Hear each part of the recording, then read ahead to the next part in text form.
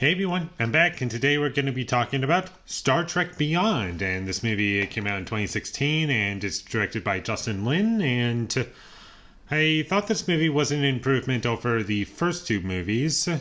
And I've reviewed both the J.J. Abrams directed Star Trek movies in the Calvin timeline, I think is what it's called. And it has all of the same cast as the first two movies, I believe. And overall, I would say this movie was decent. Not a huge step up over the first two movies, but definitely better than the first movie.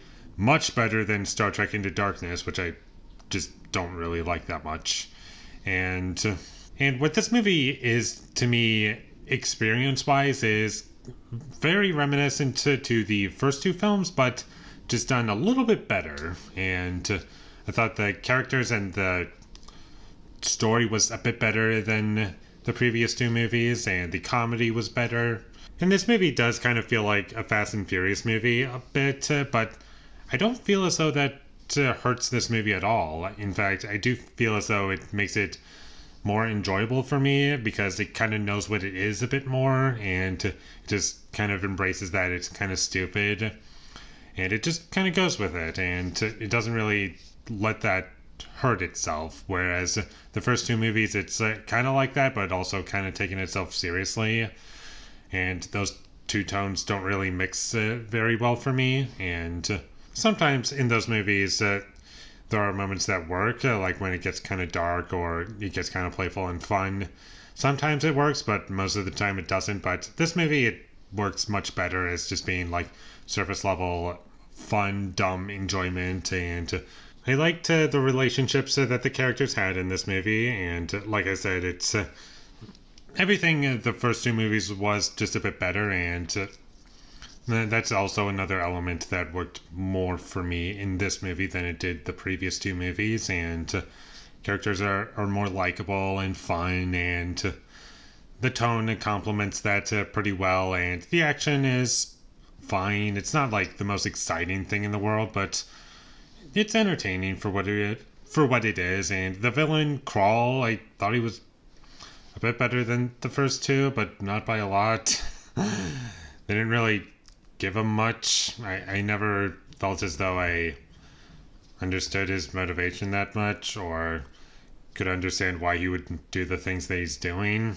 And if I'm gonna have any complaints with this movie, and one thing that is not really improved over the first two movies, is the plot. It's pretty stupid, and while the tone makes it a little bit more forgivable as to what it is, it's still dumb and not interesting, really. And that's not really what I get out of it.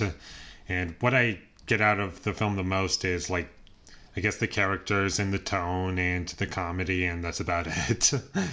And the visual effects are very good, and while some of it is a bit dated, for the most part, it holds up.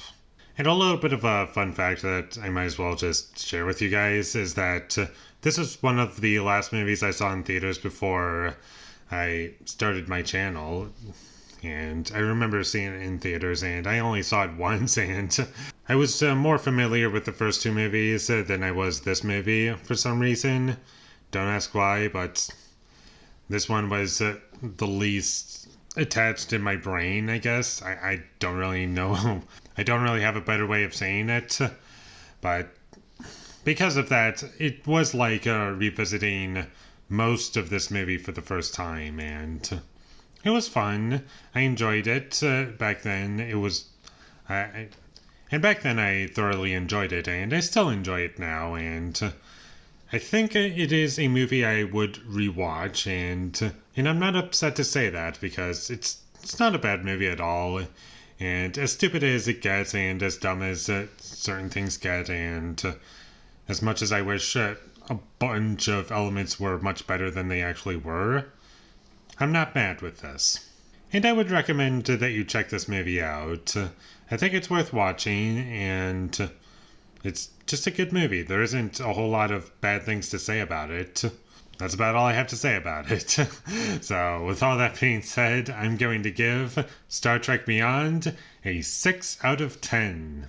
Thank you for watching my videos as always. If you enjoyed this review, be sure to leave a like and comment down below what you thought of Star Trek Beyond, and my social media links. They will all be in the description, so follow me there.